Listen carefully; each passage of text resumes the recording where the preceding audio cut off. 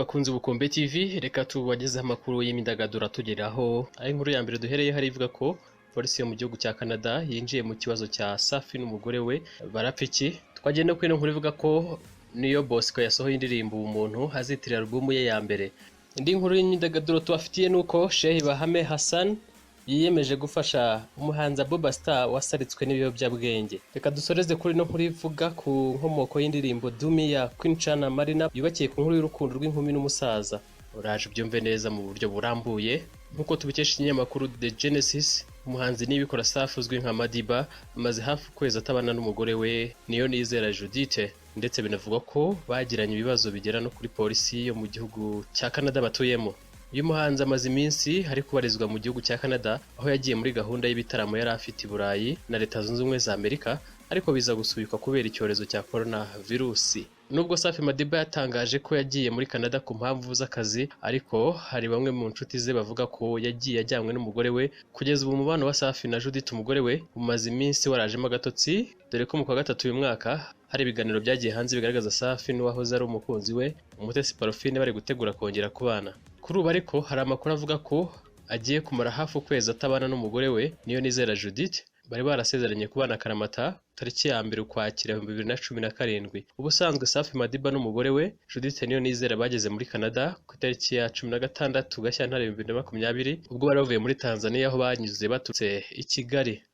Avuga ko kuva ku itariki ya 12 Mata uyu mwaka uyu mugabo Safi Madiba atari kubana n'umugore we, ndetse kacumbikiwe n'umusore w'inshuti ye nk'uko bitangazwa n'inshuti ya Judith ituye muri Leta Zunze Ubumwe za Amerika. Bikaba rero bivuga ko Safi Madiba ari gufashwa n'iyo nshuti ye kuko ari nayo imucumbikiye. Uyu mugabo ngo yari asanzwe ari inshuti ya Judith, ariko aho Safi aziye muri Canada batangira gufatanya mu mugambi w'uko yasiga umugore we basezeranye ari nawe wamuzanye muri Canada. Hari andi makuru kandi avuga ko ubwo Safi yagendaga yasize umugore we arwaye bikomeye ari mu bitaro, aza kuvayo, ndetse ngo umugore we yari afite ikarita yemerera Safi Madiba gutura muri Canada resident card, kuri ubu akaba abayeho nta cyangombwa afite. Kugeza ubu ntiharamenyekana impamvu uyu mugore yimye ibyangombwa Safi Madiba, gusa ngo ubwo polisi yo muri iki gihugu yamuhamagazaga yayitangarije ko yabijyanye mu rwego rushinzwe abinjira n'abasohoka muri Canada. Bimwe mu bintu ngo Safi ashingira aho ashaka gutandukana n'umugore we ngo nuko amutera stress. Twagenda kuri ino nkuru ivuga ko Niyo Bosco yasohoye indirimbo umuntu azitirira album ye ya mbere. Niyo Bosco yasohoye indirimbo ye nshya yise Umuntu izitirwa album ye ya mbere ateganya kumurika mu minsi iri imbere. Murindahabi Irene ureberera inyungu za Niyo Bosco yabwiye Igihe ko iyo ndirimbo bahisemo kuyitirira album kuko isobanura imyandikire n'imiririmbire y'uyu muhanzi. Ati ibiri muri iyi ndirimbo bisobanura inganzo ye, bisobanura uburyo yandika n'uburyo aririmba. Iyi ndirimbo nshya ya Niyo Bosco niyo ya mbere yakoreye muri studio, ahita anayifatira amashusho, ariko igitangaje ni uko isohotse nyuma y'izindi zafatiwe amajwi nyuma yayo, ndetse isohoka by'amaburakindi idafite n'amashusho. Ku ikubitiro ubwo Niyo Bosco yagaragazaga impano ye, Adrien Misigaro yabaye wa mbere wamwemereye ubufasha. Nyuma yo kwishyura ibyari bikenewe ngo indirimbo ikorwe, uyu musore yahise ajya muri studio. Amaze gukora iyo ndirimbo haza igitekerezo cyo kwiyambaza Lick Lick ngo ayitunganye kurushaho. Nk'uko byatangajwe na Murindahabi, ngo bategereje yatunganyijwe na Lick Lick baraheba, hafatwa umwanzuro w'uko Bob Pro ari ugomba kwirangiza. Nyuma hagomba gukurikiraho ifatwa ry'amashusho, Bobo Chris aba ari uhabwa akazi. Nyuma yo kumwishyura ndetse imirimo igatangira, yaba Niyo Bosco cyangwa abareberera inyungu ze z'umuziki bategereje amashusho baraheba. Babajije uwayafashe ngo yababwiye ko amashusho yabuze. Kwindira kw'indirimbo kwatumye haba hasohoka izindi, nubwo ku ruhande rwa Niyo Bosco bari bagitekereza ibyo bakorereye.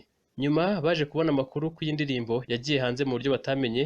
Murindahabi ati ntawamenye uko yagiye hanze rwose, twashidutse tubyumva dutyo, ariko tukibona twarabyakiye, ahubwo dushaka umuti wihuse badusabaga kuyisohora. Batangiye gushakisha uburyo bakongera gufata amashusho bundi bushya, kuko yafashwe mbere nubwo yaboneka byaba bigaragara ko hari aya kera. Iyi ndirimbo igiye hanze ikurikira izindi zakunzwe zirimo Bigenze Ute, Uzaba Intwari n'Ibanga Niyo Bosco amaze iminsi asohoye. Namufasha mwiza nka Goreti kutajya, namufasha mwiza nkawe oye.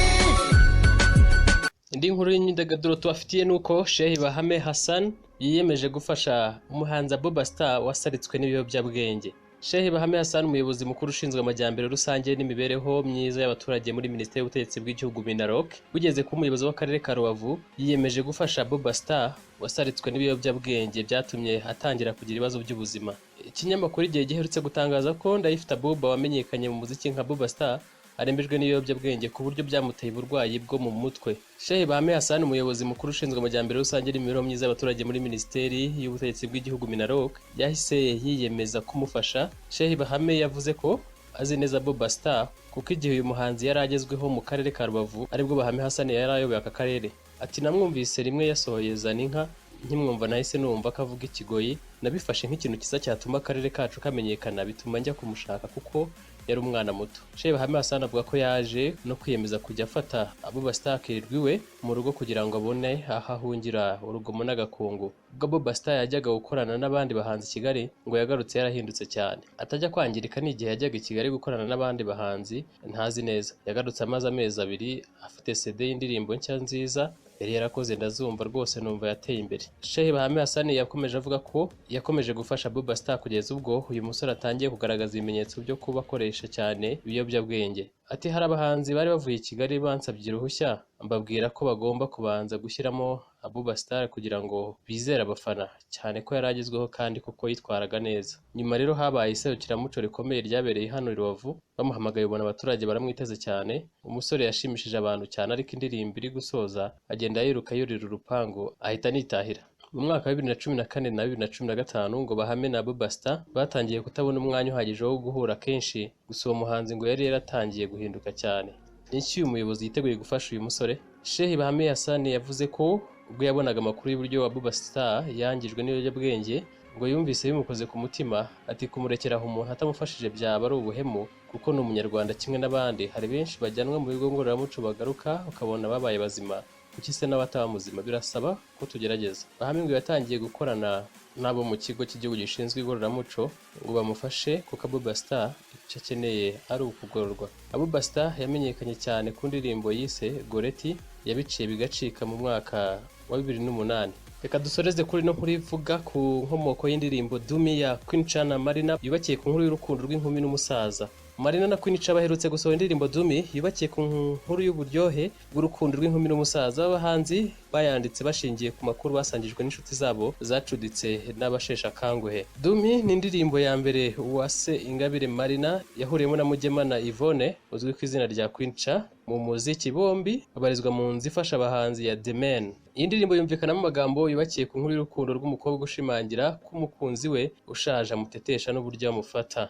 Iyi ndirimbo igisohoka hari abayitwerereye ko inganzo yayo yerekeye ku rukundo rurangirira mu gitanda. Marina na Queen Cha bo basobanura ko yubakiye ku nkuru y'ubuzima mpamo bw'inshuti zabo. Mu kiganiro n'itangazamakuru Marina yagize ati mfite inshuti zanjye twagiye tuganira ku rukundo rwabo, bajya kunyereka abo bakundana nkabona ni abasaza. Ni ibintu bibaho cyane kandi birahari. Ni igisobanuro ahuje na mugenzi we Queen Cha nawe uhamya ko hari inshuti yagiye aganira nazo ku rukundo rwabo, yajya kureba agasanga bakundana n'abasaza kandi babafitiye urukundo ruhagije.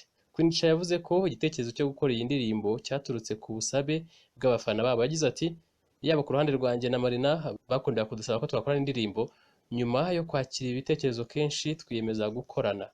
Uyu muhanzikazi kandi yavuze ko asanga indirimbo yabo nshya nta kibazo ikwiye gutera mu muryango nyarwanda kubera ubutumwa buyirimo. Ati ni inkuru zikunda kubaho twaririmbye, numva umuntu n'ubundi utarusanga mu mutima wo gukundana n'umusaza batakundana kubera iyo ndirimbo. Nshuti bakunzi Bukombe TV, aha niho dusoreje amakuru yacu y'imyidagaduro. Reka tubabwire gukanda subscribe, like, share na comment kugira ngo tugume twibanire akaramata. Tubabwira yuko mwajya munandikana na commentaire munsi gato iyi nkuru kugira ngo turusheho twibanire. Kwandika comment, aho wandika commentaire uzamura agati no video munsi y'andi ma video cyane uhasanga umwanya wo gushyiramo ubutumwa bwawe maze ukabwandika. Nari muri bukenewe, murakoze cyane.